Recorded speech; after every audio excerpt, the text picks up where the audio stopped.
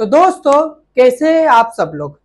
I hope आप सब अच्छे से होंगे, क्योंकि इस वीडियो में मैं आपको एक ऐसे आईपीओ के बारे में डिटेल्स देने वाला हूं जो कि काफी ज्यादा बड़ा आईपीओ है और आप इस आईपीओ का काफी समय से इंतजार कर रहे थे।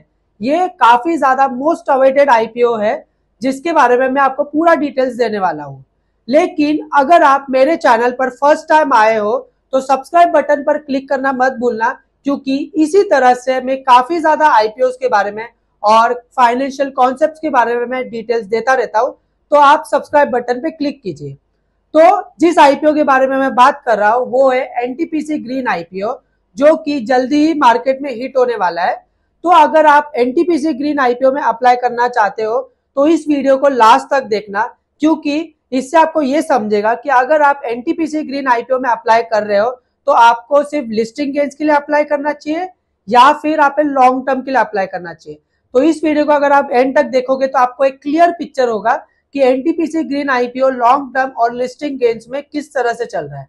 अगर आप एनटीपीसी ग्रीन आईपीओ को देखोगे तो ये एक होनली ओन सब्सिडरी है एनटीपीसी लिमिटेड की, जो कि आपका लिस्टेड शेयर्स है। तो अगर आपके पास एनटीपीसी ग्रीन अगर आपके पास शेयर्स है तो आप शेयर होल्डर कोटा में भी अप्लाई कर सकते हो, जिसके बारे में मैं डिटेल्स आपको आगे वीडियो में बताने वाला हूं। तो ये रिन्यूएबल एनर्जी हैंड है एनटीपीसी लिमिटेड का। तो रिन्यूएबल एनर्जी में जितने भी काम होते हैं एनटीपीसी के थ्रू वो अब एनटीपीसी ग्रीन करने वाला है। और ये जो आईपीओ आ रहा है, ये एनटीपीसी ग्रीन का जो आईपीओ है वो स्पेसिफिक रिन्यूएबल एनर्जी पे फोकस्ड है। तो इस वीडियो में मैं आपको सब कुछ बताने वाला हूं कि ये आपको आईपीओ सही है कि नहीं है। तो चलिए अब हम एनटीपीसी ग्रीन आईपीओ के बारे में डिटेल्स जानते हैं। तो जैसे कि आप देख सकते हो, एनटीपीसी ग्रीन का जो आईपीओ है वो स्टार्ट होने वाला है नवंबर 19 से और 22 को एंड होने वाला है।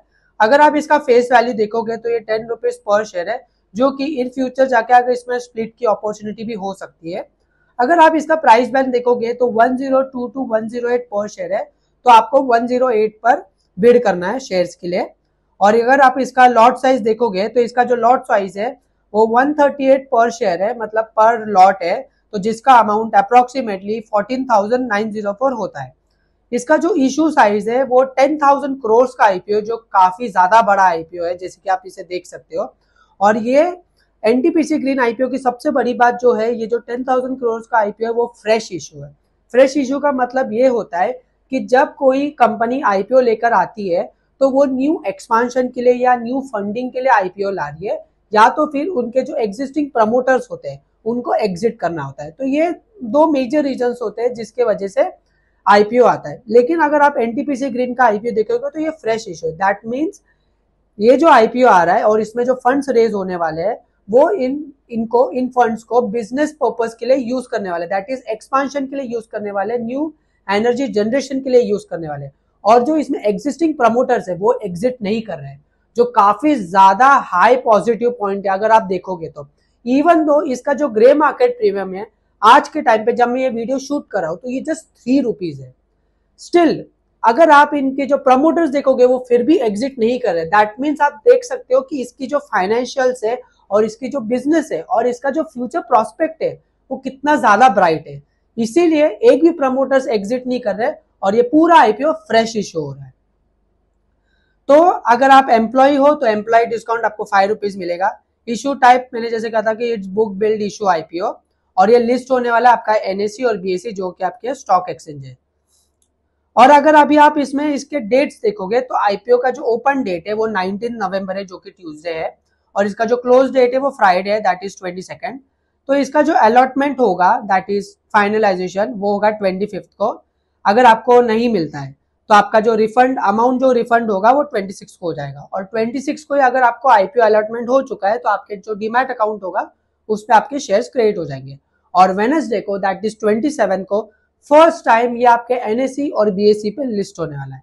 लेकिन सबसे इंपॉर्टेंट बात जो इसमें होता है that is UPI mandate information. अगर आप यूपीआई से अप्लाई कर रहे हो तो 22 नवंबर दैट इज लास्ट डे और उसके 5 PM तक दैट इज इवनिंग तक, इसके पहले आपको यूपीआई मैंडेट ओके करना है, दैट इज आपको कंटिन्यू करना है। अगर आपने नहीं किया तो आपने आईपीओ में अप्लाई करके भी आपको आईपीओ नहीं मिलेगा, क्योंकि आपने मैंडेट वेरीफाई नहीं किया।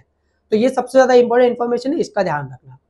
अभी हम अगर आईपीओ लॉट साइज की बात करें तो अगर आप रिटेल इन्वेस्टमेंट करने वाले हो, दैट इज रिटेल इन्वेस्टर हो, तो आपको मिनिमम 1 लॉट अप्लाई करना, दैट इज 14,904 का। और अगर आपको रिटेल में मैक्सिमम करना है तो 1,93,752 का करना है, जिसमें 13 लॉट्स आएंगे। वैसे ही आपको HNI में 2,08,656 करना है और मैक्सिमम 9,98,000 करना है। अगर आप शेयर होल्डर कैटेगरी में अप्लाई करना चाहते हो तो जब भी first time red draft herring prospectus जब आता है तो उसी दिन का इनका कट ऑफ डेट होता है। जैसे कि इसका रेड हेरिंग ड्राफ्ट प्रोस्पेक्टस जब आया था तो तभी इसका कट ऑफ डेट था कि आप शेयर होल्डर कोटा में अप्लाई कर सकते हो। तो उसके लिए क्या करना होता है कि जो इसकी लिस्टेड कंपनी होती है जैसे कि एनटीपीसी लिमिटेड, तो आपको एनटीपीसी का एक शेयर लेना होता है।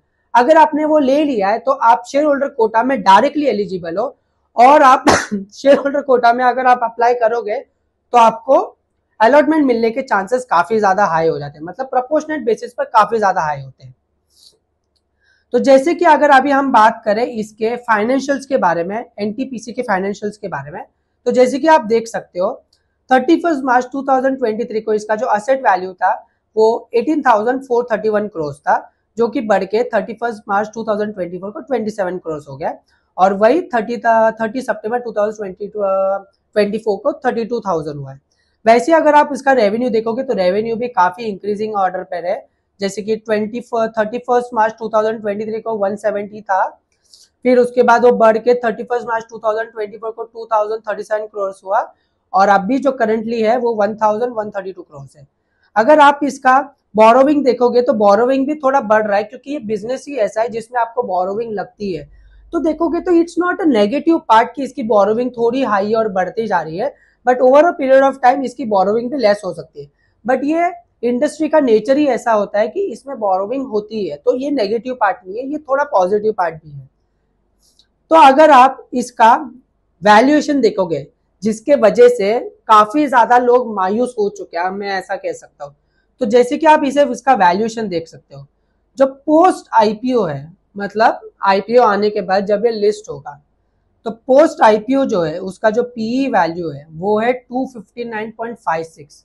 तो जैसे कि आप ये देख सकते हो, इसका जो पीई वैल्यू है, जिसको हम वैल्यूएशन भी कहते हैं, वो इतना ज्यादा हाई वैल्यूएशन पर है, जिसके वजह से इसका जो ग्रे मार्केट प्रीमियम स्टार्टिंग में जो 100% चल रहा था, आज इसी वैल्यूएशन की वजह से इसका जो ग्रे मार्केट प्रीमियम है आज वो 3 रुपीज पे चल रहा है, मतलब अराउंड 10% या 15% पे चल रहा है। क्योंकि बिकॉज इसका वैल्यूएशन ही इतना ज्यादा हाई है कि लोगों को ऐसा लग रहा है कि नहीं, शायद ये ज्यादा हाई वैल्यूएशन पर आ रहा है तो हमें अप्लाई नहीं करना चाहिए। अगर आप इसके कंपैरिजन में वारी एनर्जीज को देखोगे तो वारी एनर्जीज का जो पी था जब वो आईपीओ के लिए आया था तब वो ओनली 26 था, और 26 के कंपैरिजन में अगर आप एनटीपीसी ग्रीन का जो आप वैल्यूएशन देखोगे वो 259 है, दैट मीन्स काफी ज्यादा हाई है। तो यही मेजर रीजन है जिसके वजह से इसका जो ग्रे मार्केट प्रीमियम है आज इतना ज्यादा लो चल रहा है। But green energy that is जो रिन्यूएबल सेक्टर है वो फ्यूचरिस्टिक सेक्टर है, राइट। तो फ्यूचरिस्टिक सेक्टर में जितने भी शेयर्स है वो इन फ्यूचर मल्टी बैगर बनने के काफी ज्यादा हाई चांसेस है, काफी ज्यादा।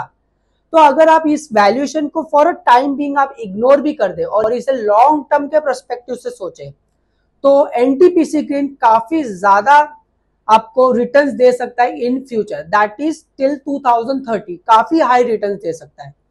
अगर मैं आपको वारी एनर्जीज के बारे में बात करूं तो वारी एनर्जीज का जब आईपीओ स्टार्ट होने वाला था तो उसके 1 वीक पहले उसका जो ग्रे मार्केट प्रीमियम था वो काफी ज्यादा लो पर था, लेकिन जब ही वारी एनर्जीज लिस्ट हुआ तो वो 70% प्रीमियम पे लिस्ट हुआ। उसी तरह से there is a slight possibility कि जब एनटीपीसी ग्रीन लिस्ट होगा तो ये थोड़ा ज्यादा हाई लिस्टिंग गेन्स आपको दे सकता है, क्योंकि ये ग्रीन एनर्जी सेक्टर में है तो देयर इज अ पॉसिबिलिटी कि आपको इसमें लिस्टिंग गेन्स भी मिल जाएगा।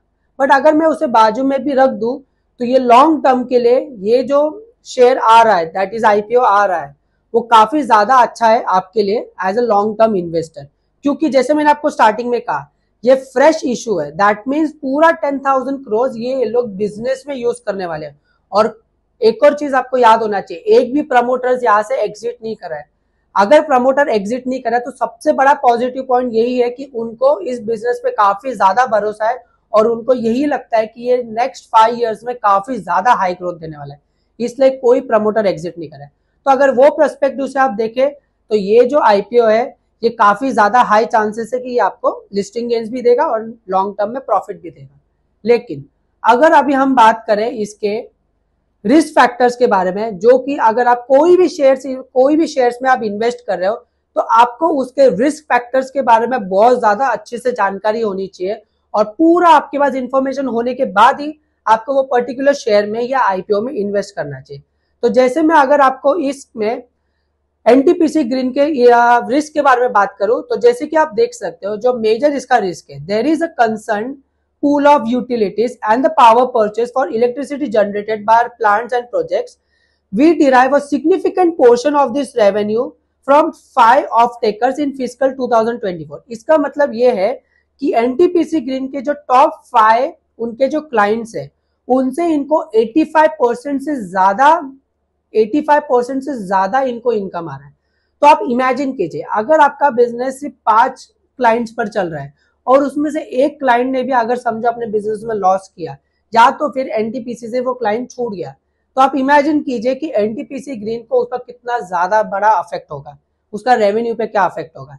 तो ये जो high concentration on minimum number of clients जो होते हैं ना वो सबसे ज्यादा हाई रिस्क होता है किसी भी बिजनेस के लिए या किसी भी कंपनी के लिए। तो ये जो एनटीपीसी ग्रीन है इसका जो मेजर इनकम है that is major chunk of the income वो सिर्फ टॉप 5 उसके क्लाइंट से आते हैं, दैट इज मोर देन 87%। तो ये एक मेजर रिस्क है जो आपको कंसिडर करना चाहिए। अभी मैं इसके दूसरे रिस्क के बारे में बात करूं, our business and profitability is substantially dependent on the availability and the cost of solar modules, solar cell, wind turbine generators and other materials, components, equipments for our solar, wind and other projects.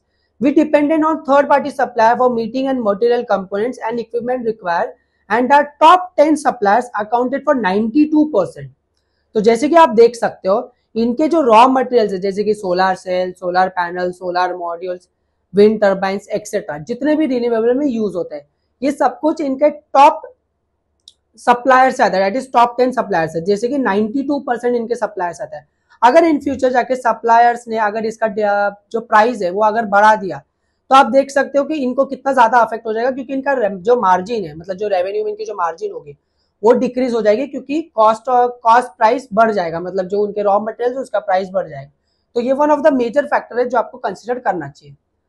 तीसरा अगर मैं देखूं, our renewable energy project concentration activity may be subject to cost overrun or delays which may adversely affect our business results of operation, financial conditions and cash flow.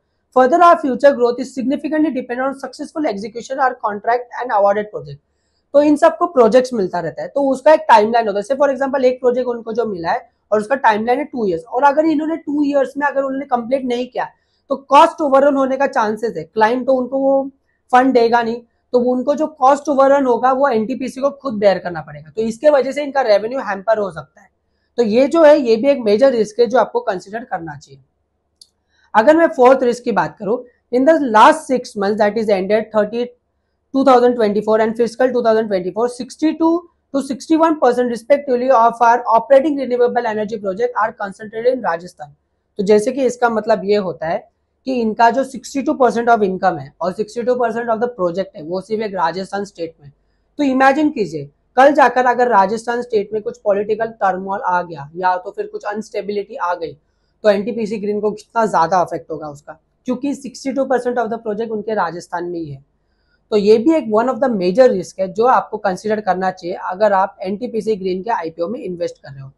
तो जैसे कि मैंने आपको इस वीडियो में पूरा डिटेल्ड एनालिसिस दिया है एनटीपीसी ग्रीन आईपीओ के बारे में, तो आप इस बेसिस पर आप एक क्लियर पिक्चर है आपके पास एक ये डिसाइड करने के लिए कि आपको एनटीपीसी ग्रीन में लॉन्ग टर्म के लिए इन्वेस्ट करना सही रहेगा कि लिस्टिंग गेन्स के लिए सही रहेगा। अगर आपको ये वीडियो पसंद आए तो अपने दोस्तों के साथ इस वीडियो को शेयर करना मत भूलना, और इसी तरह मैं काफी ज्यादा एनालिसिस करता रहता हूं। तो अगर आप मेरे चैनल पर फर्स्ट टाइम आए तो इस चैनल को सब्सक्राइब करना मत भूलना। थैंक यू, आप अच्छे से रहिए और एनटीपीसी ग्रीन आईपीओ में अगर आपको सही लगे तो अप्लाई कर देना और मुझे कमेंट में बताना कि आप एनटीपीसी ग्रीन आईपीओ में अप्लाई कर रहे हो या नहीं। शुक्रिया, धन्यवाद।